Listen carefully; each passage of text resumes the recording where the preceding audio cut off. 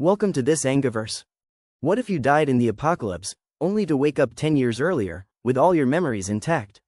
Lewis thought his story was over when he threw himself into a fireball to save a child.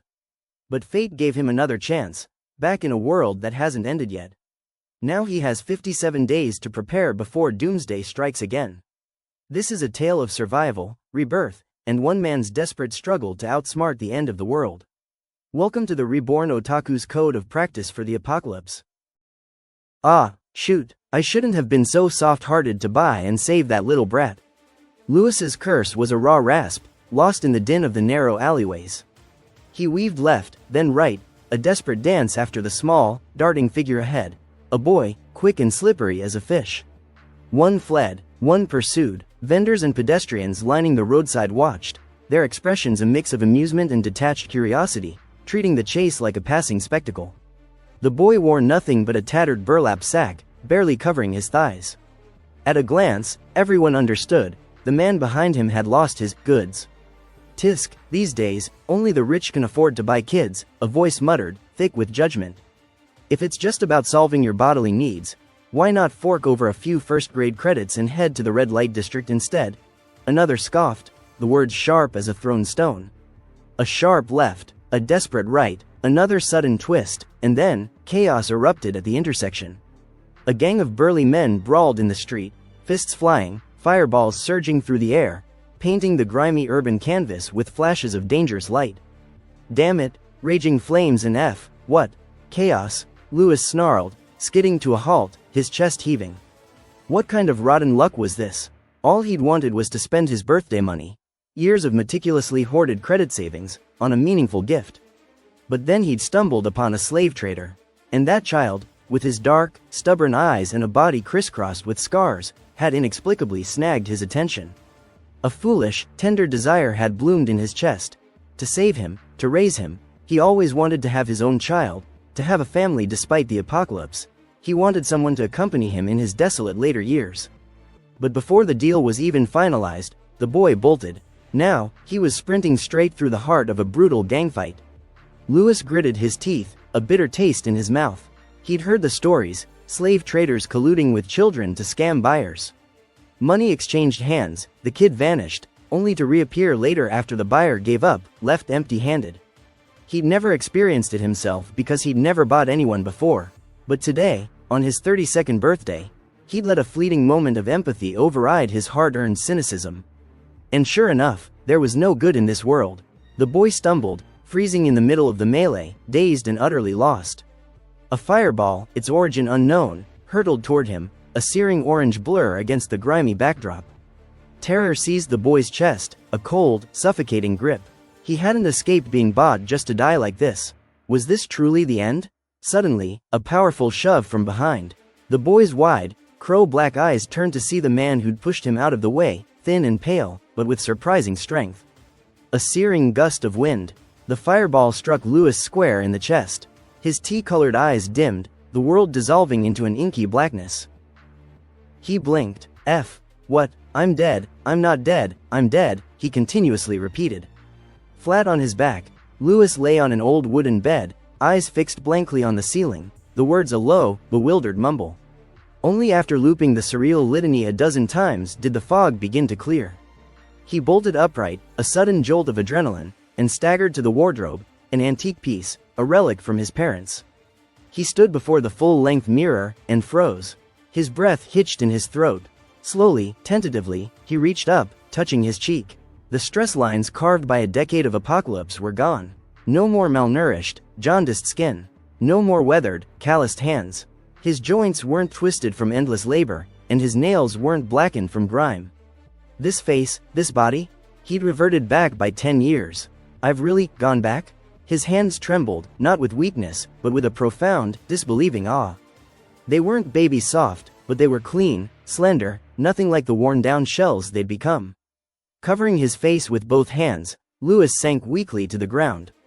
Tears, hot and silent, slid down his cheeks. He didn't know the exact date, didn't know how it had happened, but everything was irrevocably different. The air, the atmosphere, his body, and the place. This was Haven City, home, his old home, the only thing his parents had left him. Before the apocalypse, before it all went to hell, he sat on the floor until dusk, motionless, a statue carved from disbelief and dawning hope. Eventually, stiff and hollow, Lewis stood and shuffled to the kitchen. He found a packet of instant noodles, a forgotten treasure.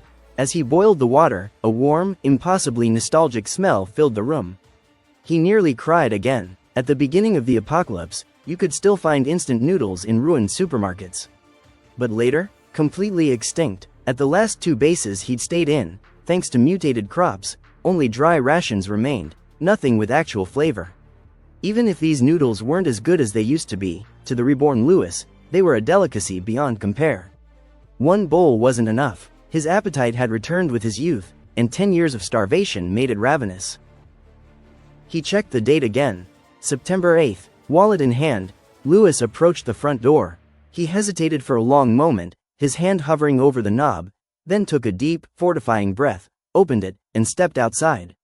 A fruit knife, a small but comforting weight, was tucked into his waistband. He moved with caution down the stairs, every shadow a potential threat from a past that hadn't yet arrived. At the neighborhood gate, he paused, his heart thudding a frantic rhythm against his ribs. People bustled in and out of the complex. Normal, alive, I've really come back, the world hasn't ended yet. He stopped at a ramen stall just outside the neighborhood. In his left hand, a flatbread sandwich.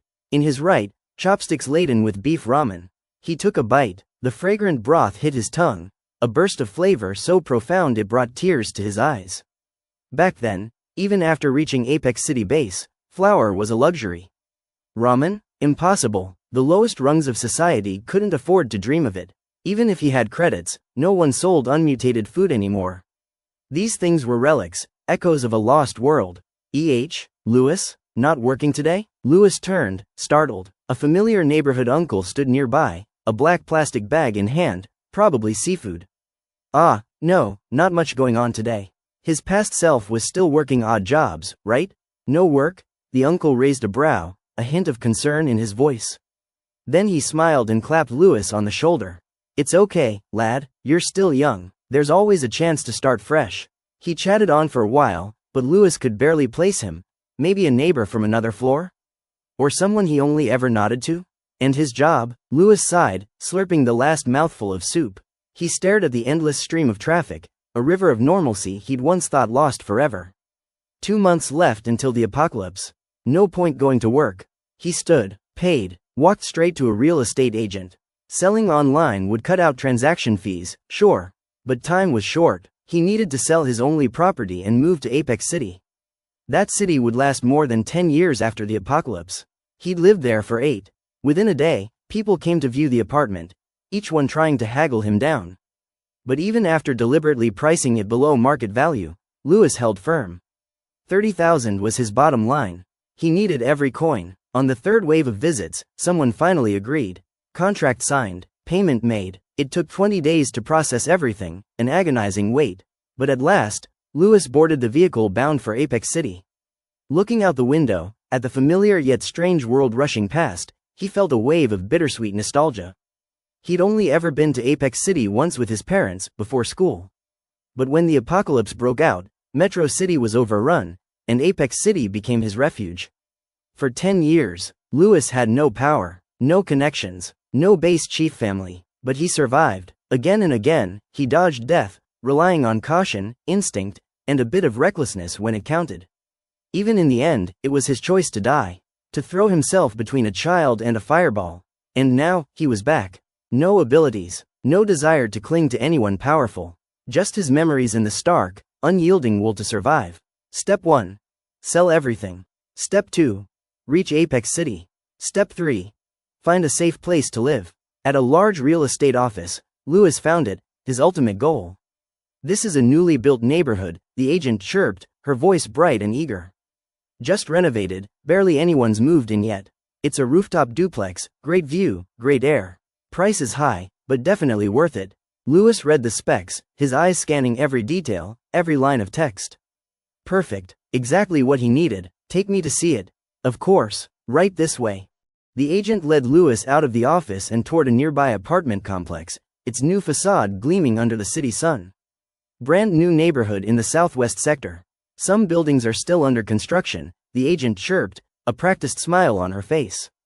But this unit? Perfect location, newly renovated, quiet, great view. Right now, not many tenants, but once the new supermarket is up, this area will thrive. Lewis said nothing, nodding politely as the sales pitch rolled on, the words washing over him like a distant hum.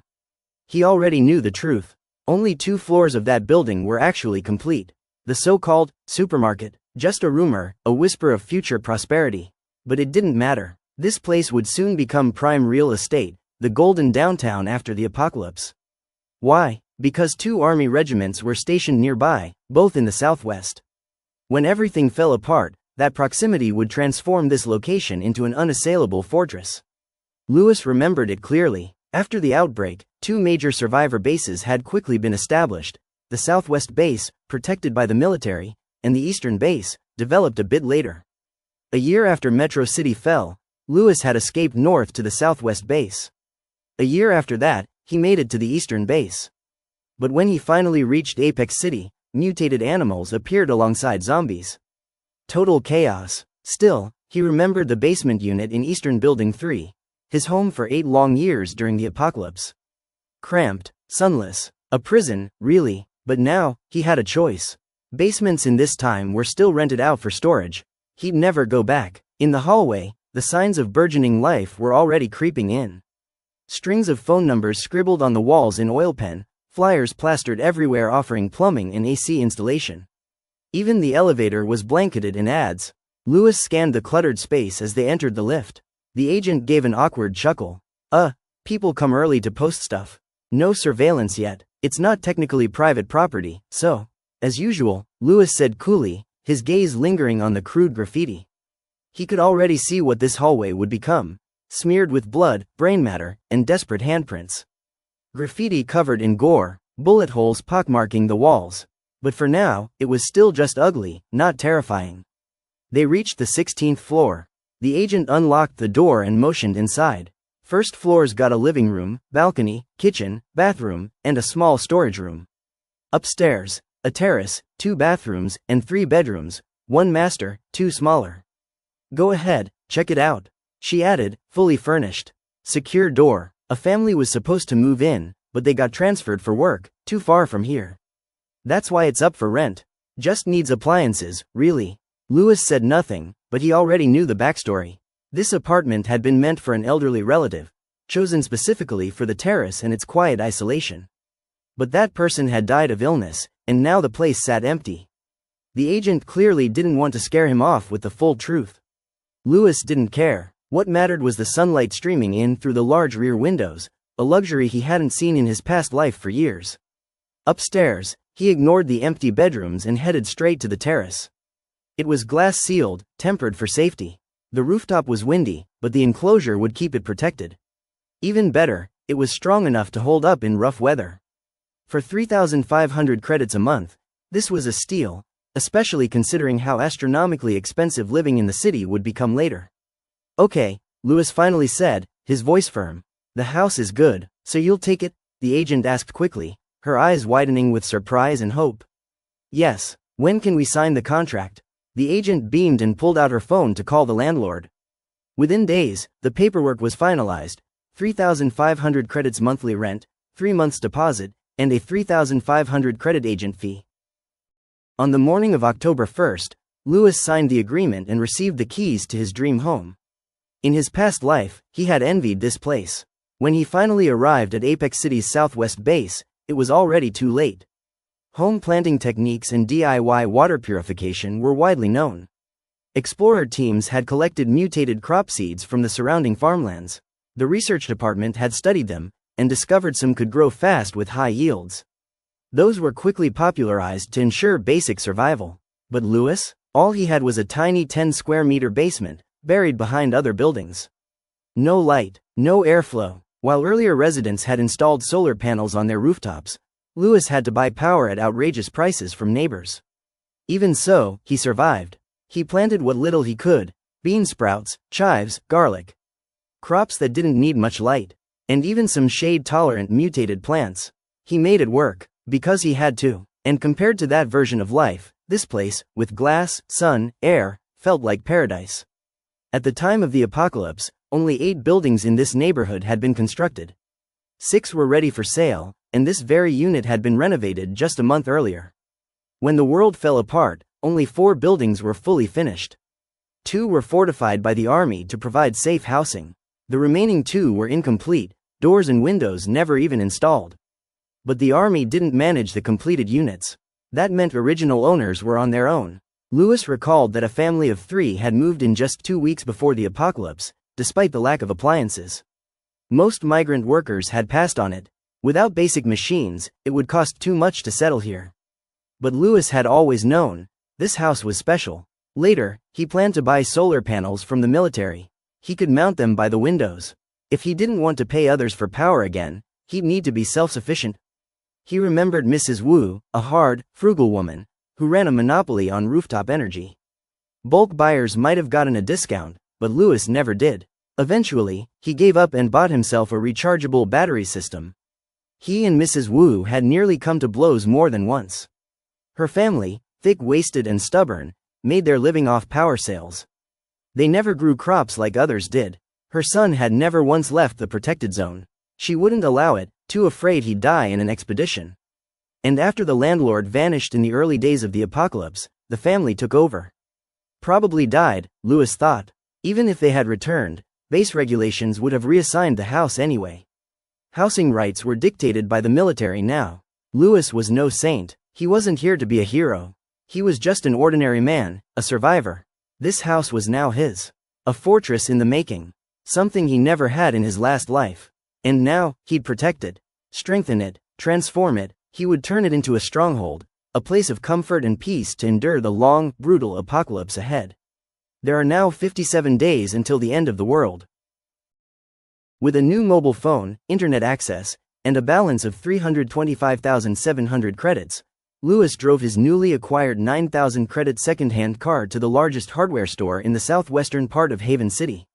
This is it, he thought, gripping the steering wheel. The first real step, no more waiting. His first purchases were meticulously planned, a comprehensive toolset, an assortment of other essential implements, a robust solar charging system, and several rolls of privacy window film. Every single item counts, he mused, checking off his mental list. Afterward, he drove to a nearby farmer's market, where he carefully selected seeds and acquired water purification filters. What should be prioritized during the apocalypse? Lewis firmly believed it came down to 3 essentials. First, clean water. Second, adequate calories from food. And third, weapons and clothing. Water sources became contaminated shortly after the apocalypse began. Lewis, always cautious, had noticed how the base in Metro City encouraged purification by freely distributing water filters. Drawing from his academic knowledge, he had even built a homemade distillation system. It was time-consuming and resource-intensive, but for Lewis, safety took precedence over convenience. He even boiled and sanitized the distilled water before drinking it. Many people found that process too troublesome, opting to simply boil their water without further purification. When Metro City's base later collapsed due to a sudden zombie outbreak inside its walls, Lewis wasn't surprised. Fools, he thought, a grim memory flashing. In fact, many Doomsday bases fell apart due to internal issues, contaminated food and water chief among them. In the beginning, zombies were sluggish, and plants and animals were still normal. Multiple bases were quickly established across the country, supported by military forces in each province. As long as the army responded swiftly, they could rescue civilians and build strongholds. Even better, many soldiers developed various abilities due to their physical constitutions, creating a formidable defensive force. This was one reason why Lewis chose to move to the southwest ahead of time. Proximity to the military is the closest thing to a cheat code he'll get. But water wasn't the only issue. Food became a major problem. Though the apocalypse began in winter and most people survived on their existing stores, crop mutation wasn't noticed until spring and summer, when survivors began venturing out to collect supplies. Were mutant crops edible? Would they have adverse side effects? Famine became a looming threat until researchers identified safe, edible strains of mutated plants the following year. Lewis's past life had been hard. He'd experienced the fall of 2 cities. He later joined a search team in Apex City but couldn't handle evolved zombies as an ordinary person. Lacking firearms experience, no team would accept someone so unskilled. So he focused on growing shade-loving crops at home. When a crop was harvested and sold, he immediately replanted. From that point, life began to improve. Still, he regretted lacking sunlight. He had missed out on planting many high-yield crops simply because he'd lived in a basement. This time, he'll have access to the sun and everything he needs. Lewis reminisced as he drove back home, hauling his purchases into the elevator bit by bit. Fortunately, even during the apocalypse, there was still some electricity. The building's elevator operated between 7 to 9 a.m. and 5 to 7 p.m. each day. Though he had lived in a basement previously, now he needed to remember the elevator's operating hours, especially when buying electricity. Once everything was brought inside, Lewis pulled out his cell phone and went online. With the home still empty, online shopping was the fastest and most efficient way to stock up. He hadn't bought the phone solely for shopping. Phones still worked after the apocalypse. Once the base was established, researchers developed a new type of SIM card usable inside the base. Officials could use it to broadcast messages and maintain public morale. There were also radio stations playing 24/7, announcing updates like newly discovered crops, edible animals, and general news. Lewis began adding item after item to his online carts. In his past life, he was totally unprepared. This time, he would be different. As long as no installation was required, he just needed to provide an address for delivery. He shopped throughout the night, driven by a quiet urgency.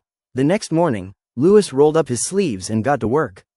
He cut the window film to size, climbed up using a sturdy folding ladder, and meticulously stuck the film to the dampened glass using a watering can. He covered the terrace windows first, then moved on to the living room windows for good measure. It was tedious work, but absolutely necessary. After the apocalypse, if your balconies were full of thriving plants, anyone who said, "It's no problem," was a dangerous liar. In a world crawling with zombies, people mostly relied on processed food or dry staples like rice and flour. A home with fresh vegetables and home-cooked meals? That was a neon target for thieves and looters.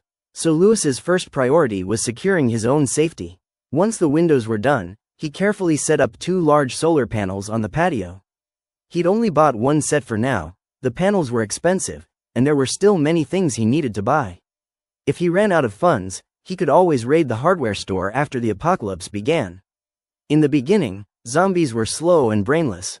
Those brave enough to act early gained the most. He used the remaining window film on his used car's windows. After spending nearly the entire day working indoors, Lewis cleaned up and drove out to scout a particular location. Although he had lived in the southwestern base for 8 years, much had changed during the post-disaster reconstruction. Some residential areas had collapsed, new ones had been built, and many public buildings were different. When Doomsday came, many supermarkets were looted beyond recognition. Lewis needed to refamiliarize himself with nearby stores and supply points. He couldn't rely entirely on online orders. Though the Southwest was somewhat remote, it was a popular choice for office workers due to lower housing prices and its proximity to the city via metro. As a result, the area was well developed, with facilities at nearly every turn. Lewis was surprised to find a supermarket every few intersections. He spotted 3 major national chains, plus countless convenience stores. He marked all the key locations on a physical city map and planned to do the same on a digital map later. He eventually stopped at a large supermarket and pulled into the parking lot. Credit card in hand, he pushed a cart inside and began familiarizing himself with the store layout. He had already spent 30,000 credits at the hardware store and farmer's market, plus 7,888 credits during last night's online shopping. That left him with about 200,000 credits. He estimated spending around 1,000 credits in the supermarket. He loaded the cart with oil, rice, noodles, instant noodles, and other staple foods. While passing the household goods aisle, he realized he had forgotten to buy bedding and a change of clothes. Damn it, how could I forget something so basic? He glanced at the price tags and compared them to online prices. Buying online was cheaper and more convenient, especially with home delivery. His cart was already full, so it would have to wait. He finished by tossing in various cooking utensils. At checkout, Lewis declined to apply for a membership card. He wheeled his loaded cart into the parking lot, packed the car, and drove home. Once inside, Lewis collapsed on the floor, groaning, "My strength is so pitiful." Pathetic. Currently, his strength was average at best. Even compared to the malnourished conditions of his past life, his current student body was weak. But how could he train now? In time, if he worked hard and stayed consistent, he could slowly rebuild his strength. With that thought, he closed his eyes and made a few last-minute purchases on his phone before heading upstairs. On the second floor, he piled thick clothing into a corner, forming a makeshift nest. Then, he lay down and fell into a deep sleep. In the city, the night was often more vibrant than the day. Laughter and music spilled from a bar, where men and women indulged in fleeting festivities. A flirtatious woman, wearing a tight-fitting miniskirt that highlighted her tiny waist and curves, stalked forward like a cat towards a sofa in the corner. "Hey handsome, want to drink with me?" The woman fluttered her eyelashes, but the man merely shifted, his peach blossom eyes, one graced with a subtle mole, narrowing almost imperceptibly. He lounged on the sofa, his appearance and temperament attracting the attention of all the women in the bar. "Leave." His voice was a low, cold rasp, devoid of mercy. The woman froze, stunned, not quite believing what she'd heard. A heavy hand grasped her shoulder.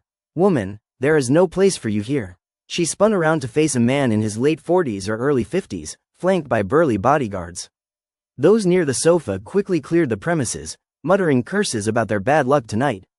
"There's a million credits on this card to give to your mother," the middle-aged man said, sliding a card onto the table as he settled beside the younger man.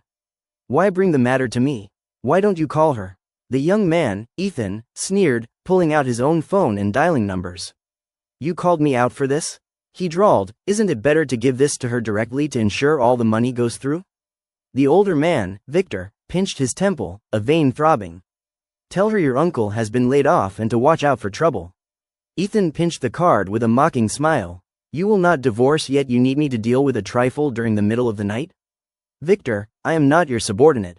I don't care about this matter. Send one of your lackeys instead." He dropped the card back onto the table and turned towards the door. Victor's face contorted into an ugly expression. "I also wanted to see you. I am alive, no need to worry." Ethan exited the oppressive bar atmosphere, stepping out into the cool night air. The next morning, Lewis was roused by the insistent ringing of his doorbell. "My orders have already arrived?" "So fast," he thought, a hint of surprise in his voice. He sighed and shook his head. Deliveries for online shopping in Metro City had never been like this in his past life. Some packages dragged on for 10.5 months on average.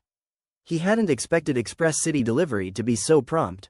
He checked the numerous order statuses on his phone and found most had delivery status, with some still in the dispatch phase. Lewis prepared to finish up at home. Lewis surveyed each room and began to plan the layout while waiting for deliveries to arrive. The terrace, he knew, must be used for cultivation, and the kitchen and storage room were self-explanatory. The storage room without windows could be turned into a nursery and breeding room. The living room was relatively large, so it could be separated to store things. The two smaller bedrooms could be used to store food and tools. The last would be his personal bedroom. He also didn't need to move any bath and shower equipment. He thought back on something that had turned out useless in his past life, something nobody found necessary. The doorbell continued to ring, followed by a steady stream of packages. Zzz, the drilling sounds gave people headaches. The electric drill rang through Building 7 for over half a month. The 16th floor house was now filled with tools, boxes, and remodeled items. By October 22nd, everything Lewis had ordered had been delivered to his home. The living room was now split in two. Tools and upcoming modification projects were near the balcony, with bought furniture in the hall. All foodstuffs, seeds, stocked supplies, and processed foods were sorted on the first and second floors. He still needed to buy some furniture, at least a table, chairs, a sofa, and a bed. Lewis hammered his sore waist, a grunt escaping him, and entered the bathroom after setting aside a newly modified non-toxic PVC pipe. He washed his face and took a big bite of a meat bun warmed in a microwave oven. The day after the microwave oven arrived, Lewis removed the sounding device after checking for quality issues. Noise, he knew, was dangerous during the apocalypse. Lewis leaned against the sofa, glancing with satisfaction at the room. Now that he had refitted all the needed equipment, the rest of the day could be dedicated to preparations, such as preparing rice and wheat for the nursery in advance. Procrastination, he knew, was not a good habit at all. He threw the used plastic bags into the trash. Lewis cleaned up the remaining waste, as all the useful things were already in the second-floor storage bedrooms. The balcony and terrace now had sturdy hydroponics shelves and nursery boxes. The room was now completely clean. Louis pushed the sofa and fish tanks into the living room. He relaxed on the sofa, took out his cell phone, and frowned. With the 50,000 credits left, he could go buy some food and medicine, or possibly raise some animals at home.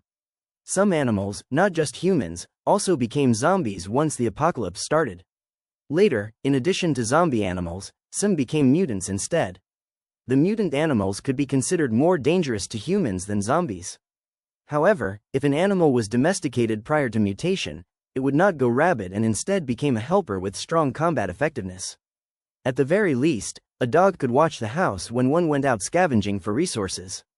Louis remembered how zombie animals became more dangerous than human ones. As a result, people became wary of any animals. While in Metro City, there had been an old man with a minibus. The old man's dog did not turn into a zombie and scared away intruders. He felt a pang of longing for such a loyal companion and protector.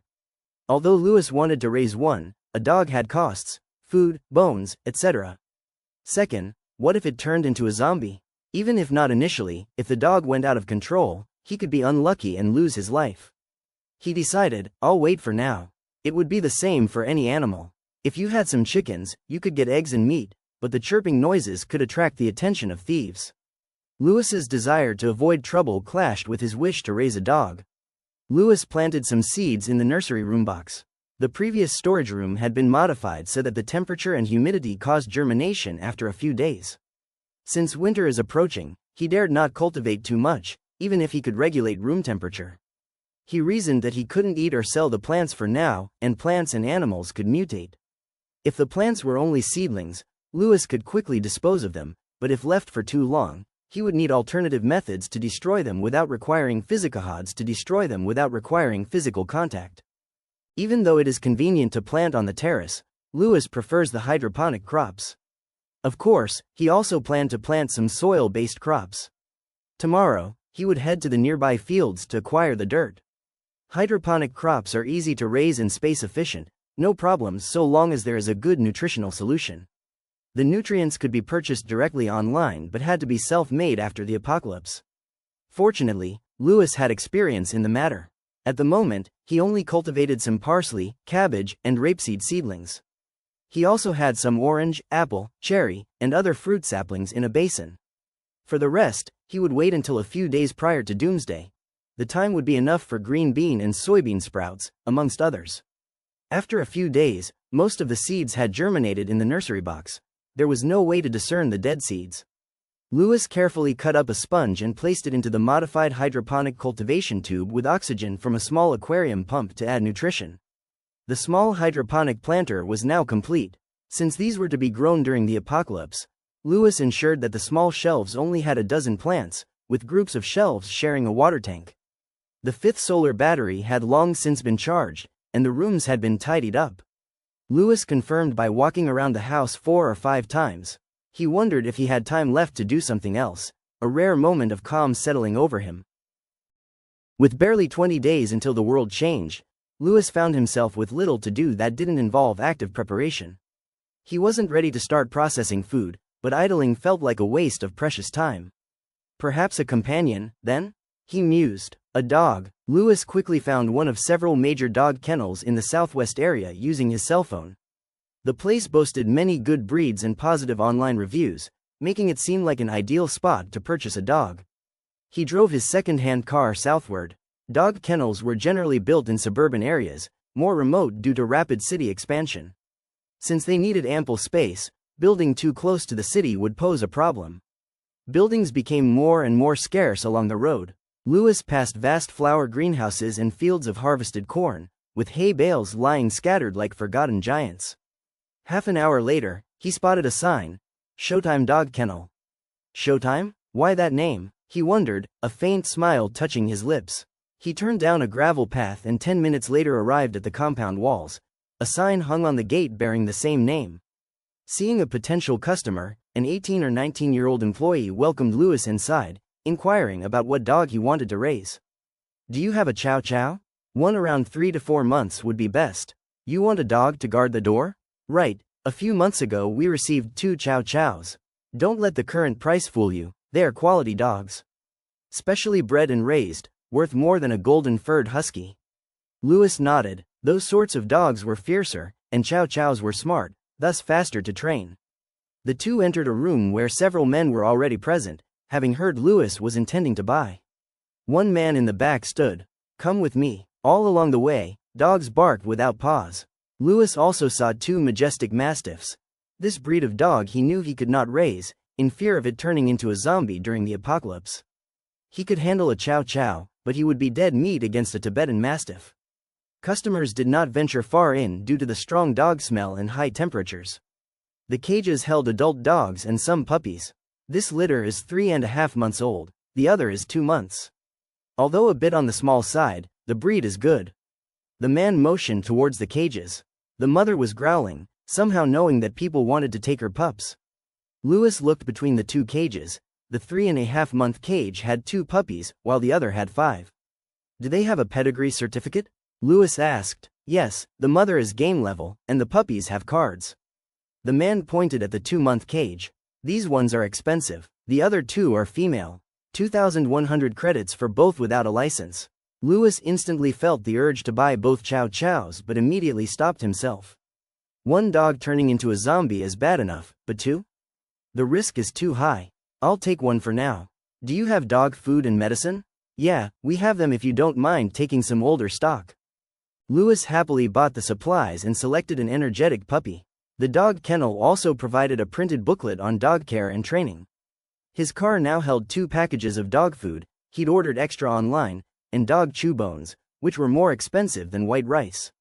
"If this dog does become a zombie, my heart will be crushed.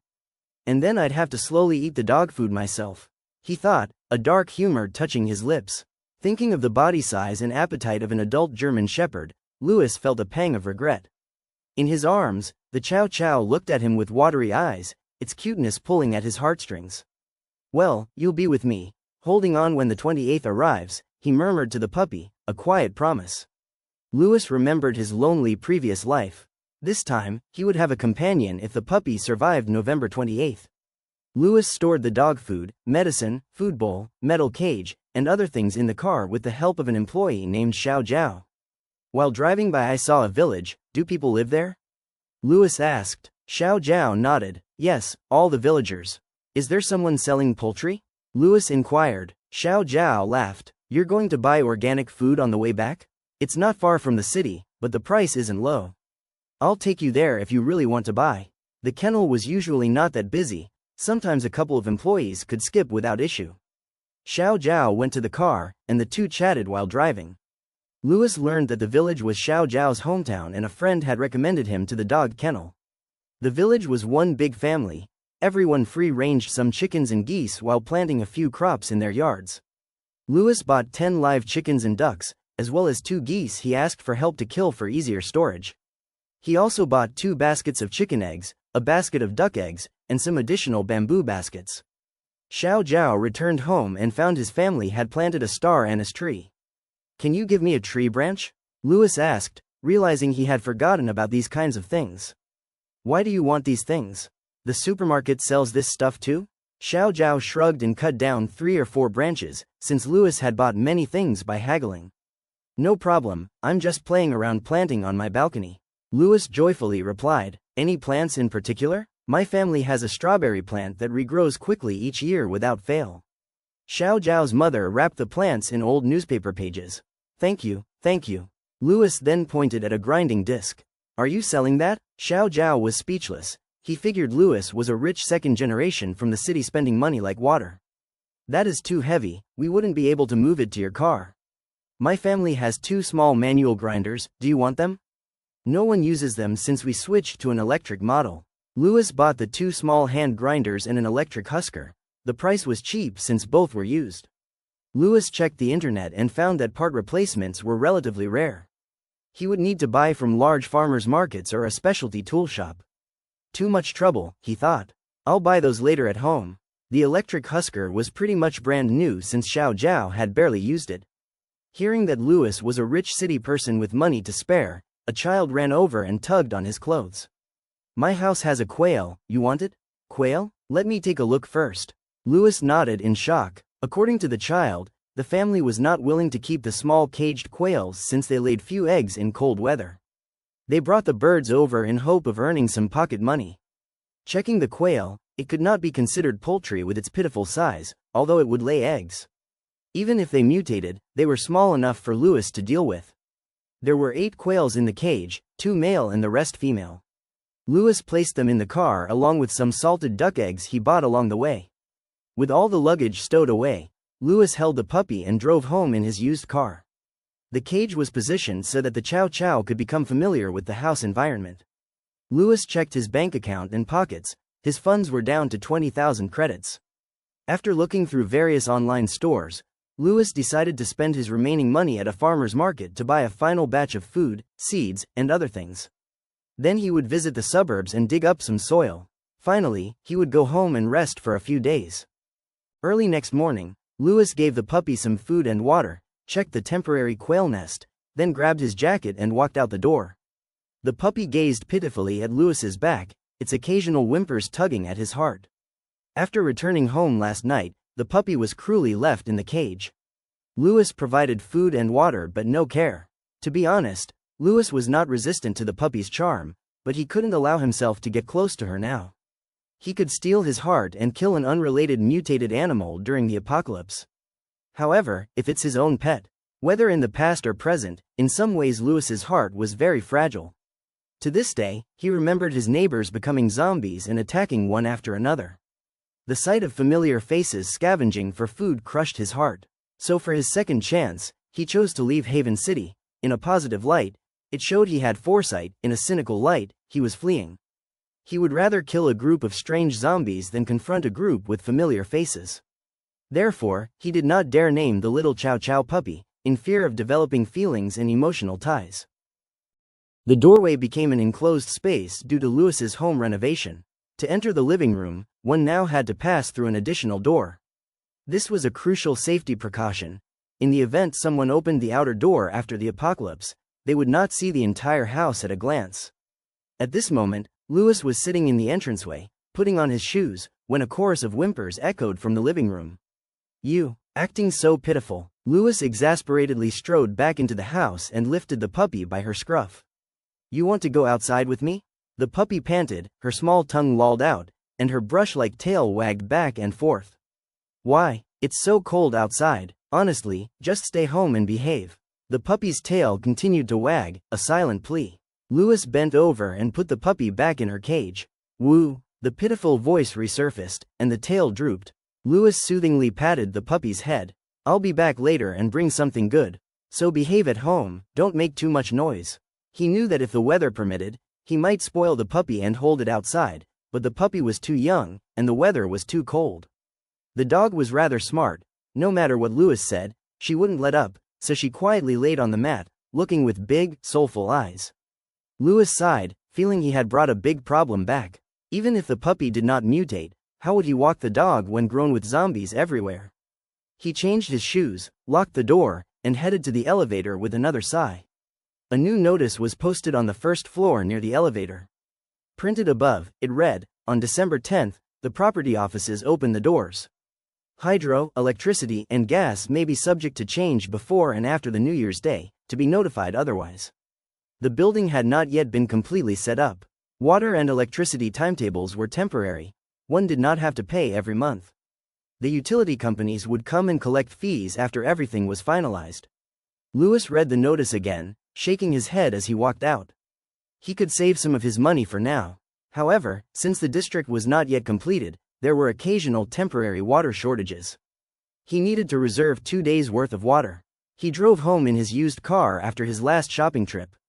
In the past few days, he had visited the farmer's market and purchased vacuum-sealed rice, flour, oil, and other grains in bulk. Afterward, he drove to all the southwestern area pharmacies. It was inconvenient to buy medicine online, especially those with specific prerequisites. Lewis could buy basic supplies online, but for others like anti-inflammatories and cold medicine, he had to visit a pharmacy. Each time he entered a pharmacy, he only bought 1 or 2 boxes due to the limitations. However, there were dozens of pharmacies, small and large, in the area. How many could he hit? Thus, Louis spent his last sum of money on multi-purpose but hard-to-access drugs, along with some more common drugs and rice.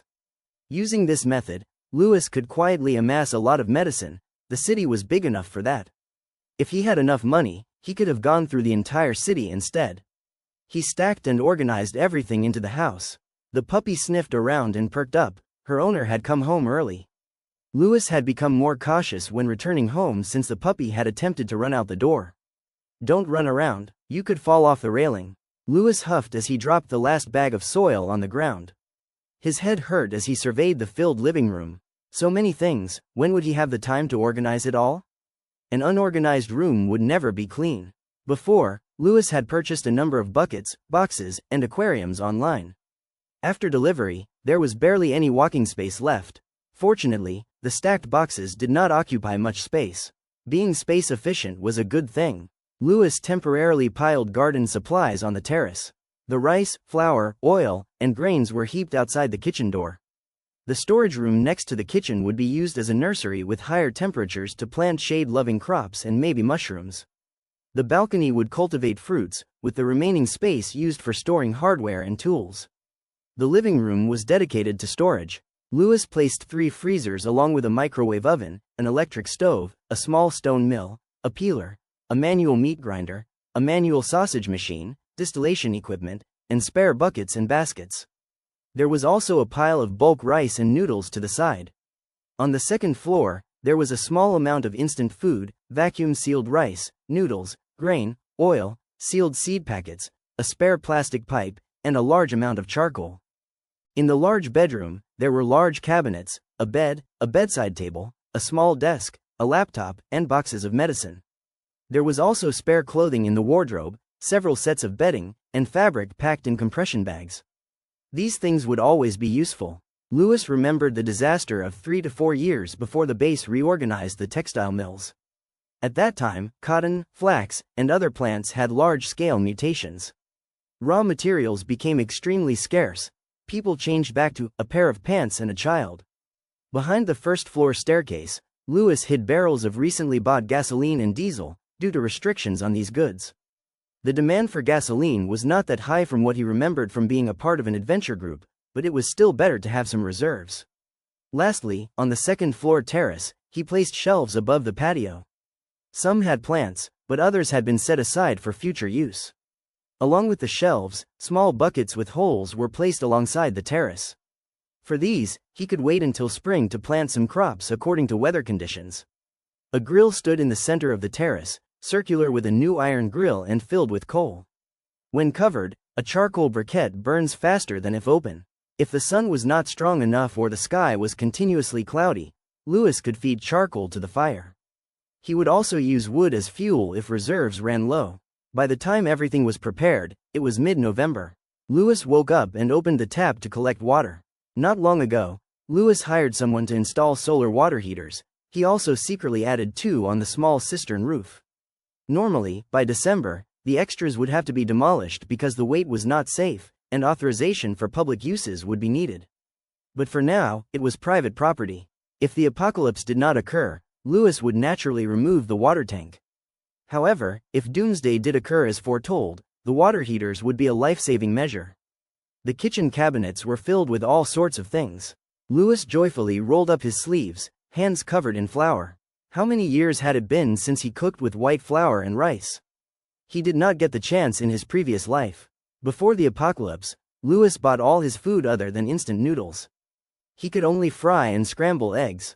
He actually learned how to cook after the apocalypse, but by then, he had no chance. Ordinary people could not buy rice.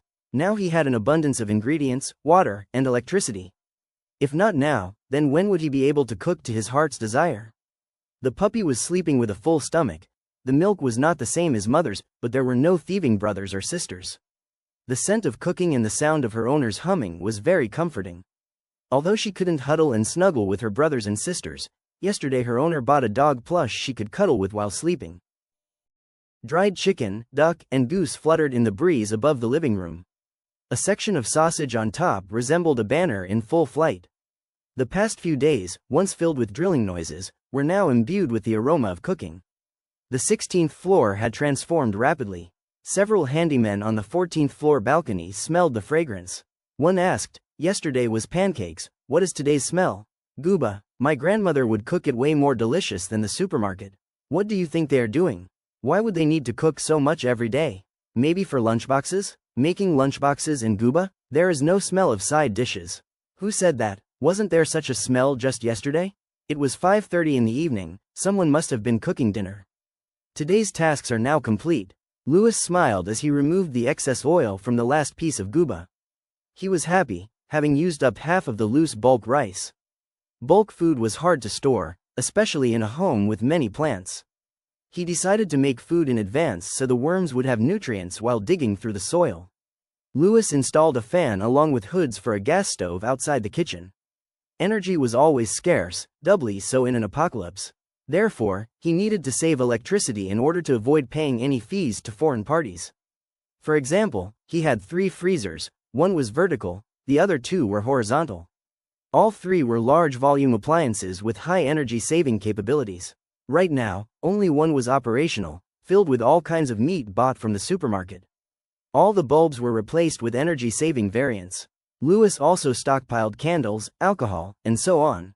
Back in the living room, the puppy saw Louis and climbed his leg, shaking her tail merrily while begging for hugs. Louis picked up the puppy and gave her chin rubs while lounging on the couch. His body stank of sweat, but Louis felt too tired and lazy to change clothes. He also couldn't be bothered, since he was alone and the puppy couldn't abandon him. There were 2 fish tanks next to the sofa, one had several fish and the other had shrimp. These were not ornamental aquatic creatures but ones bought at the market. Louis did not know the exact care methods, but they were living, cheap, and easy to bring home. The fish and shrimp species were not known due to their small size. The next day, half died, the rest dwindled down to 4 fish and 3 shrimp remaining. The 8 quails were held in a modified aquarium tank next to the balcony window. Louis had specially bought mealworms for the birds, to be stored in a separate tank. The animals were easy to raise, pad the ground and give vegetables. Louis did not know when the quails would lay eggs. Louis fished out his cell phone and aimlessly surfed the internet while glancing at his meat stores. With 2080 credits left, Louis planned to go out the day before Doomsday to buy a bunch of ready-made snacks and takeaway. In between now and the apocalypse, there was not much to do other than preparing food and playing with the puppy. In less than 10 days, the world would greatly change. It was unknown how many people would die during the apocalypse.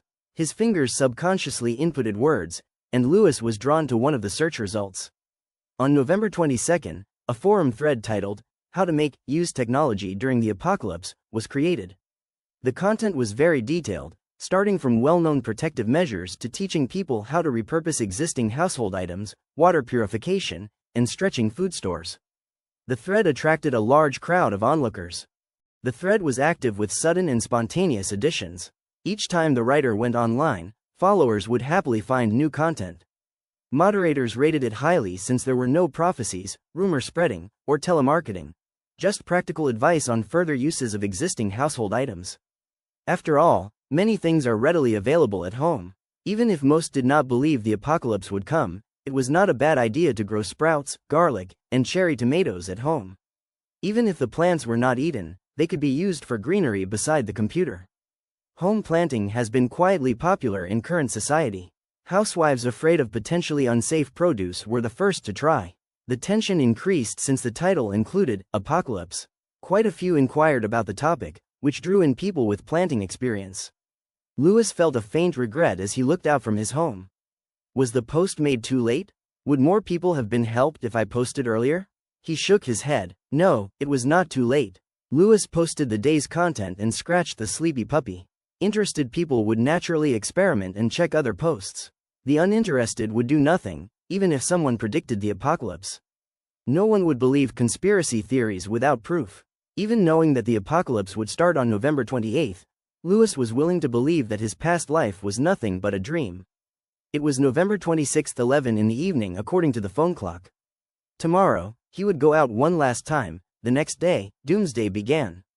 On November 27 at 8 in the evening, the writer posted the last forum post. Many onlookers arrived early, refreshing the page in expectation of new information and tips. People had tried planting home crops, some bought distillation equipment. These were hands-on activities people had not done since leaving school science labs. At 8 o'clock, the new post appeared. Some reread the entire post since the contents were very shocking. Wastewood House. Today is the last post because after midnight on November 27th, that is November 28th, the apocalypse will arrive. The author advises the following: if you live with someone, it is best to stay in separate rooms and lock the doors since zombies cannot turn knobs by themselves. If you have pets, best keep them in cages or separate rooms because once a zombie, their lethality surpasses imagination. Those who see this message should store up as much tap water as possible since the author does not know when the water gets contaminated. Saving water costs nothing. Tomorrow everyone can have a water party. Other precautions have been described. Even if the previously mentioned items like food and medicine are not prepared, first aid maneuvers can be used until a rescue team arrives. Believe it, zombies will appear. P.S. The author hopes this prediction is false and we all see the light of day tomorrow. The reply surprised everyone who shifted to a "it is like that" mindset. Someone had speculated that the posts would lead people along then drop a bombshell. This kind of trick is common online, especially in conspiracy forums. Up until now, the writer had been teaching them while cultivating worry, but the final post made people think hogwash as expected. The last message was deleted after some discussion at 8:21 p.m. on November 28th at midnight. The sky quietly turned dark red. Some noticed but thought it was normal. Lewis stood in front of the bedroom window. The puppy was in her cage, the small quails in separate containers, and the few fish and shrimp in individual buckets. Even the worms and plants were separated from each other. Tonight had the same red sky, the same dark atmosphere. Gradually, a dark green light shined in all directions as snow began to fall. Lewis stared blankly at the sky, then crawled into bed. In his past life, he did not turn into a zombie or develop powers. Right now, he could care less about powers, he just hoped he did not wake up a zombie. If this arc meant something to you, hit that like button to support the channel, and drop a comment. We're heading into the next arc soon, so don't forget to subscribe and turn on notifications. This has been AAA. Until then, Jaana.